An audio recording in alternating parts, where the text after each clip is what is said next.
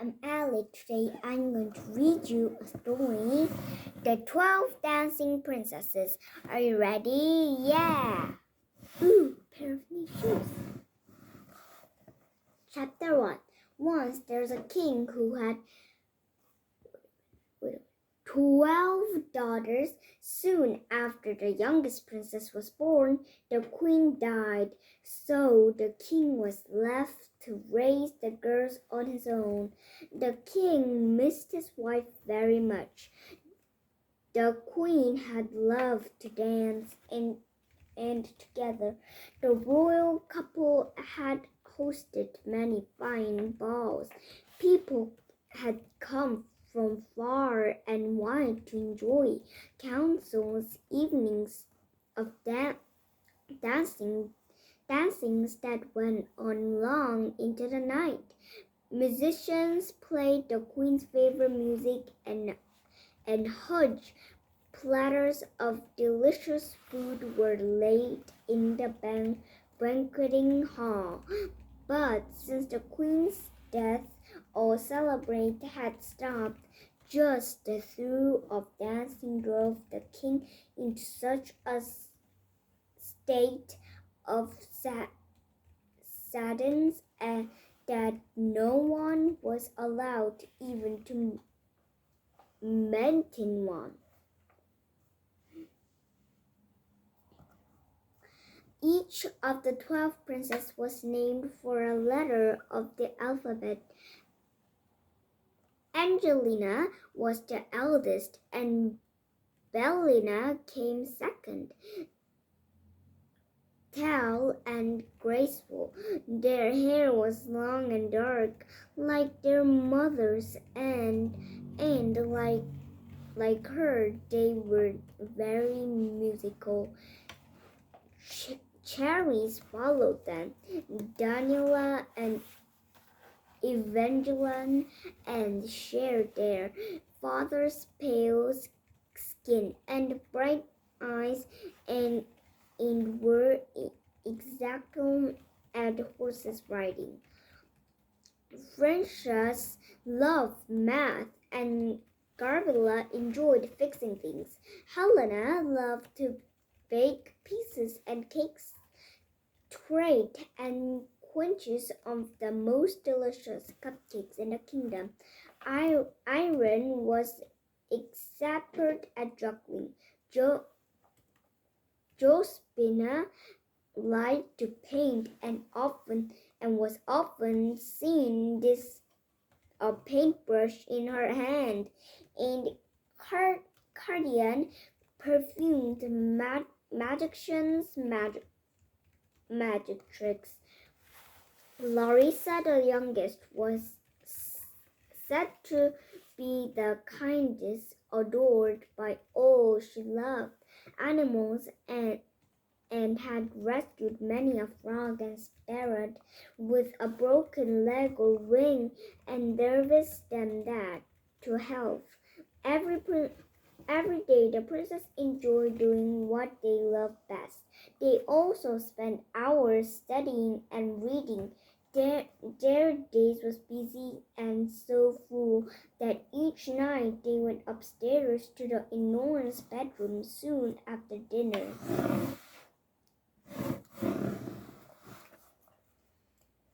Chapter 2. One morning at breakfast, the king noticed that the soles of his daughter's shoes was worn thin. The silk was shattered, the ribbons torn. He was embarrassed by the state of them. "My kind and beautiful daughters," said, "what's happened to your shoes?" The princesses looked at one another nervously. "Be careful what you say," Belladina whispered to Angelina. "We did so much walking through the castle grounds yesterday," began Angelina. "That they must have worn out," finished Belinda. Carries Daniel and went away. Frances, Gardella, and Helen strayed out of the window. Irena, Josephina, and Cartiana started to clear the table, and Larissa said, "Don't worry, Papa. We promise to be more careful from now on."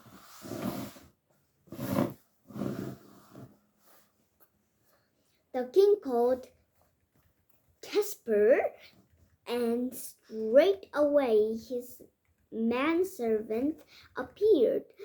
"Make sure my daughters have a new pair of shoes by tea time tonight, and check their sturdier than the last." "Yes, your Royal Highness," said Caspar with a bow, and off he ran before he could say 12 princesses.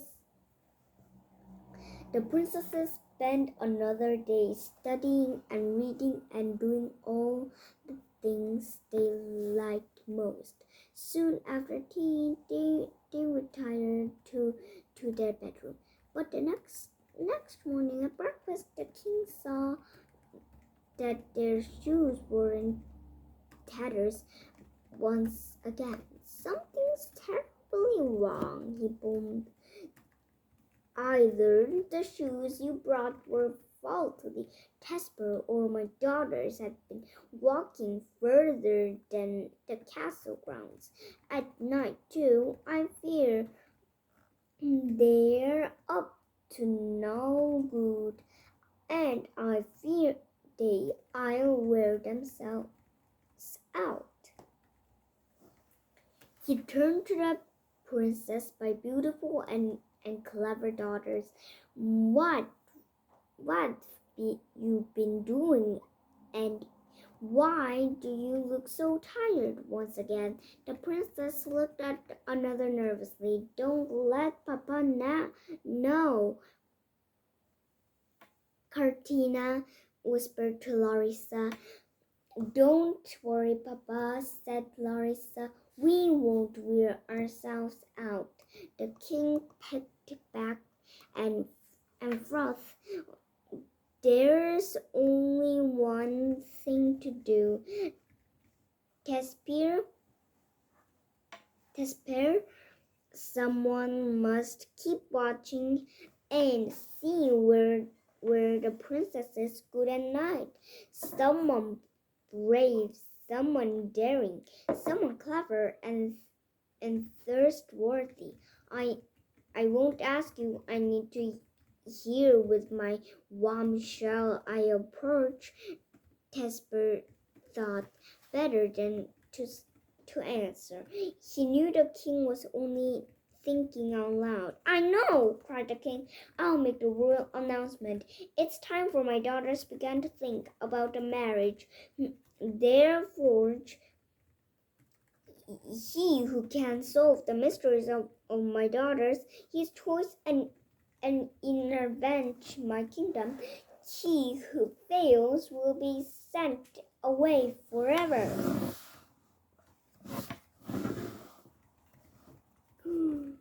Chapter 3. The next day, once again, the king saw that his daughter's shoes were worn thin. He put out the announcements as planned, as by evening a queue of suitors appeared at the castle gates. The first in line was Prince Arna. The king showed Prince Arna the door to his daughter's bedroom. Outside was a small room, and there the princess could keep guard to discover what the princes were doing daring at the night. Angelina and Benelia liked Prince Aaron, but they still didn't want him to find out why their shoes were so worn. "We've made you a special drink," said Angelina, "and you love it," added Bellina. Prince Aaron had no idea to drink was a sleeping potion, and he had a sip. It was so good that he drank the whole thing, and before you could say 12 princes, he was fast asleep. The next morning, after seeing the state of his daughter's shoes, the king was eager to hear Prince Aaron's news. "I had a delicious drink," began Prince Aaron, "and then I must dove off, because after that, Your Highness, I can't resell a thing." "Casper," called the king, "please see Prince Aaron out of the door at once." He was drinking this.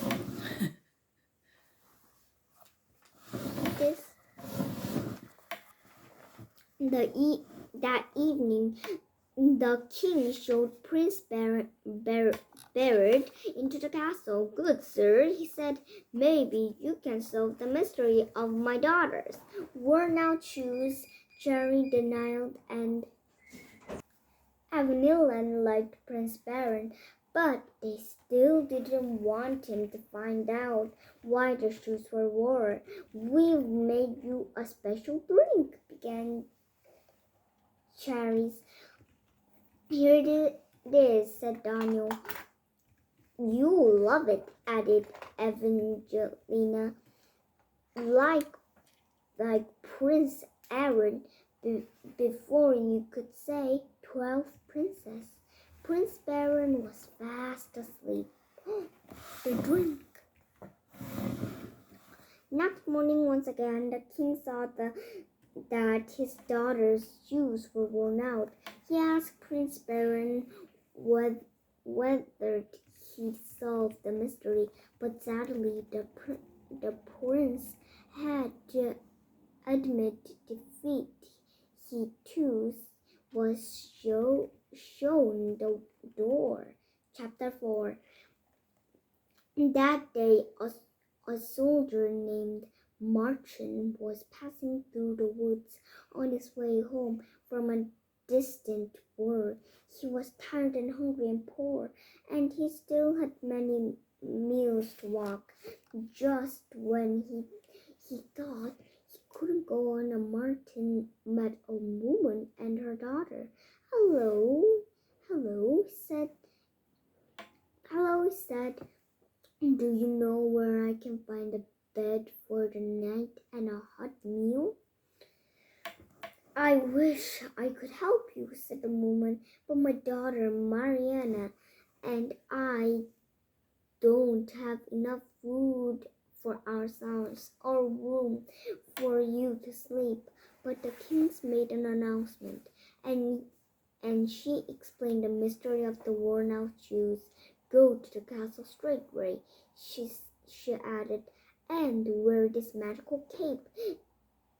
It will make you invisible and help you solve the mystery.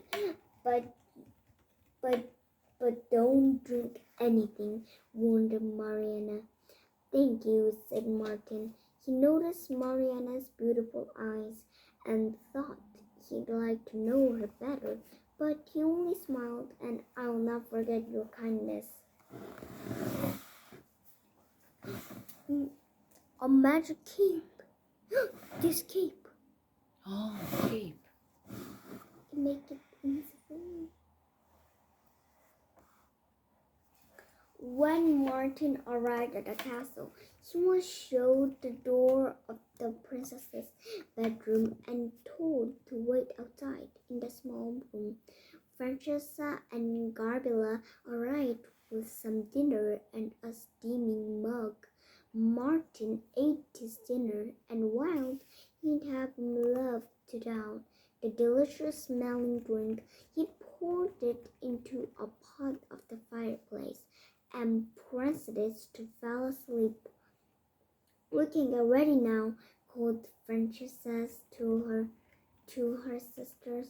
When she heard Martin snoring, the 12 princes opened the closets and door and changed into colorful silk dresses. They put ribbons in their hair and jewels in their ears around their necks. Is everyone ready? One of them asked. Then Martin heard this. He peeked through the door to the bedroom and saw Carius, Daniel, and Ellycho pushed back out into 12 beds. Francesca, Garbella, and Helen pulled back of the carpet, and Josa, Irene, the cardigan opened a trapdoor which led to the staircase. Larry's went down first. A secret place. And he's watching Oh, because he had a cape. invisible. Yes. Invisible cape. Chapter 5. Invisible, yeah. Chapter 5. Martin put on the invisible cloak and followed the sisters out of their bedroom and down the steps. He soon found himself in a beautiful garden where the trees had silver leaves that shone brightly. Martin broke off a branch and put it in his pocket. What was that? Called Anila. It was nothing, said Larissa, and the princess counted walking until they arrived at a beautiful grove. The leaves of the trees were sparkling gold. Martin broke off branches and quietly as he could and put it in his pocket. What was that? Called Belinda. I didn't hear anything, said Larissa. The princesses walked on, the Martins followed. Soon they came to a forest. The leaves on the trees sparkled and glittered, lit up the darkness. When Martin broke off a branch, he saw the leaves were set with diamonds. What was that? Asked Helena. I'm sure I heard something then. Once again, it was Larissa who said there was nothing to worry about.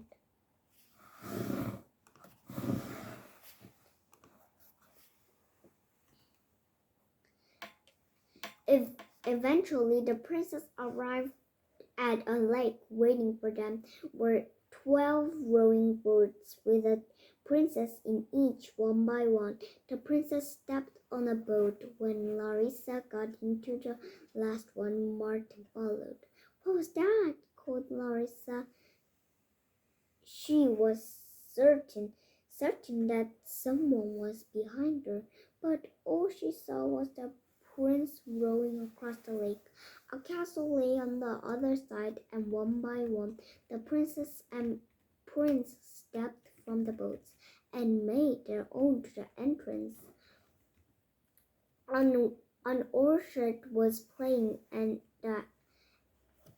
the hall of the long tables held every type of food could imagine. The 12 princesses danced with the 12 princes.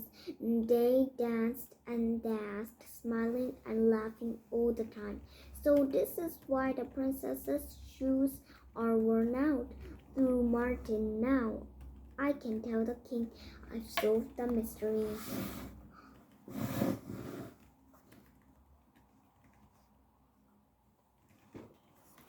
Chapter 6. Next morning, wait a minute.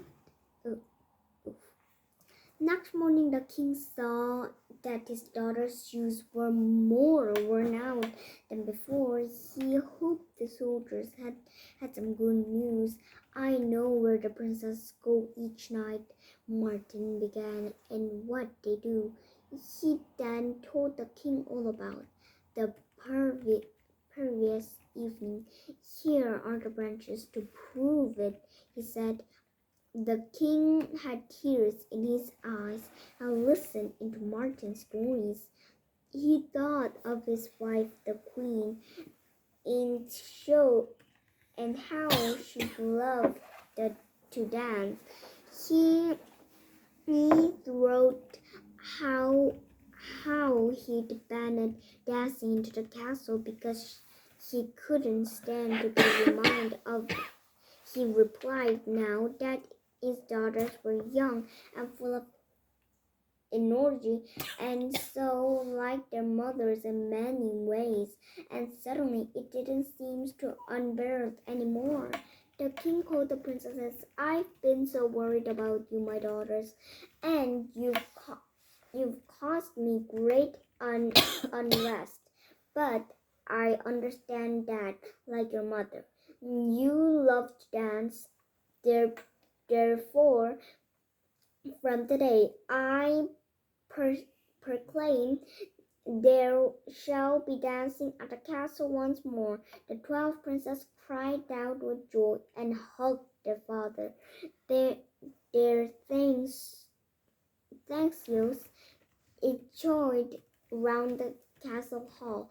As your good soldiers, added the king, you'll be rewarded generously.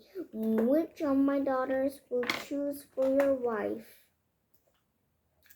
Martin liked the 12 princesses very much, but he also knew that each of them already had a prince, and he thought he admired the castles that he didn't think he'd enjoy living there. Thank you, your highness, he said, but all I required are some coins to help me on my way. In that case, you shall have your white in gold and as many jewels as you can carry, said the king. So, with a small fortune in hand, Martin left the castle and found Mariana. Soon they were married and lived comfortably for the rest of their lives. As the 12 princes they danced with their princes every weekend as music filled into the castle walls. The king and the 12 dancing princesses and the 12 dancing princes lived happily ever after. Royal permission. Are you brave? Are you daring? Can you solve the mysteries of the princess and their worn-out shoes? Whoever succeeds will win untold riches. Whoever fails will be sent away forever. Do you have what it takes to king and try your luck? Done. Good job.